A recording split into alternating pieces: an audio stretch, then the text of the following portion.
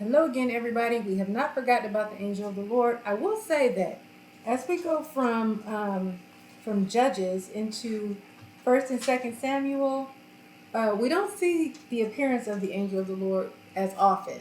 So I don't know why, but um, nevertheless he is spoken of, and so we are going to take a look at that tonight. Grab the trusted, you know what, and let's get going. Going to angel.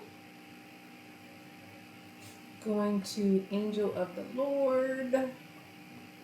So yeah, we left off in Judges, and the first instance that we see him, the angel of the Lord, is 2 Samuel chapter 14, verse 17. So let's roll over there. I need a bigger desk. 2 Samuel chapter 14, verse 17. The woman of Tekoa. Oh, okay. So this woman was sent by Joab to sort of y'all remember the prophet Nathan, when Nathan went into David with this example of um, this person who was doing this stuff, and it turned out to be that it was King David. Y'all, sometimes I get so excited about doing these studies that I leave out explanations that probably need to be a little bit more thorough, or I run through them too fast. So here I'm talking about 2 Samuel chapter 12, where Nathan is rebuking David, and he tells him the story about two men, the rich man and the rich man who had everything, the poor man who only had one lamb. The traveler who came into the town to the rich man was unwilling to take from his own flock all the flock that he had. So he took the one lamb that the poor man had and prepared it for this traveler. And then Nathan explained to David that this is you. This is what you did with Uriah's wife. So that's what we're talking about here. Joab had the woman of Tekoa kind of do the same thing, and he threatened her if she didn't do it.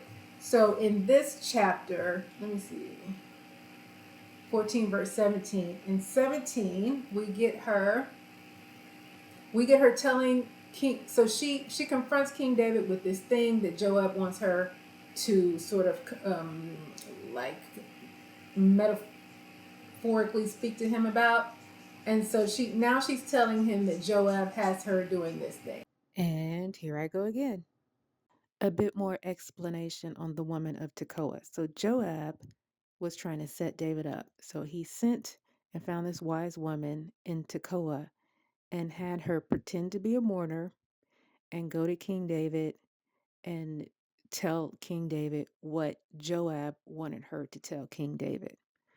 And so in this way, Joab was trying to set King David up in sort of the same way that Nathan did with David. So she went to him with this scenario, claiming it was about her family. And this is found in 2 Samuel chapter 14. And then in verse 12, she says, "Let me speak a word to the Lord my king." And he says, "Speak." King David says, "Speak." So the woman says, "Why have you planned such a thing against the people of God? For in speaking this word, the king is as one who is guilty, in that the king does not bring back his banished one." So you can read chapter 14 of 2 Samuel to get the full context, but what I'm trying to say here is that Joab sent this woman to sort of get King David to understand what he was doing, by not allowing his son Absalom to come back. Now, that's a whole nother story that you guys hopefully are keeping up with, and that's found in 2 Samuel chapter 13, where Absalom avenges his sister and then he flees. But yeah, so that's the point that I'm trying to make here. Verse 16. For the king will hear and deliver his maidservant from the hand of the man who would destroy both me and my son from the inheritance of God. She's talking about Joab, who made her do this with King David. Then your maidservant said, "Please let the word of my lord the king be comforting. For as the angel of God, so is my lord the king to discern good and evil. And may the Lord your God be with you." So this is another example of the people being familiar with the angel of the Lord. And it goes on. King David is like, "Does Joab have a hand in this?" And the woman of Tekoa is like, "Yes, he has a hand in this. He commanded me to do this." In verse 20, in order to change the appearance of things, your servant Joab has done this thing. But my Lord is wise, like the wisdom of the angel of God, to know all that is in the earth. The angel of the Lord knows all that is in the earth. So this woman is comparing David's wisdom to the wisdom of the angel of the Lord, which then now that's something we're going to have to get into later. Of King David being compared to someone. We're going to have to get into that later. Right now we're just focusing on the terminology, the angel of the Lord and who he is. So the angel of the Lord is wise enough to know all that is in the earth. There's another example of someone comparing David to the angel of the Lord. If we go over to 2 Samuel 19, and it deals with Mephibosheth, the lame son of Jonathan, who was the son of Saul. He was supposed to go somewhere with David, but he didn't. David is asking him, why didn't you go with me? In verse 26 of chapter 19, so he answered, O my lord the king, my servant deceived me. For your servant said, I will saddle a donkey for myself, that I may ride on it and go with the king, because your servant is lame. 27, moreover, he has slandered your servant to my lord the king. But my lord the king is like the angel of God. Therefore do what is good in your sight. Another comparison of David to the angel of God. The angel of the Lord, the angel of God being the same being. Okay? Another comparison there. Now, this next place where we see the angel of the Lord is in a kind of a controversial place. Israel has made God angry. And so God has Israel to take a census of all the people, and the Lord sends a pestilence against Israel, and about 70,000 men die. And when we go to verse 16, here's where it speaks of the angel of the Lord in a controversial kind of setting. But it is what it is. So verse 16, let's start at verse 15. So the Lord sent a pestilence upon Israel from the morning until the appointed time. And 70,000 men of the people from Dan to Beersheba died.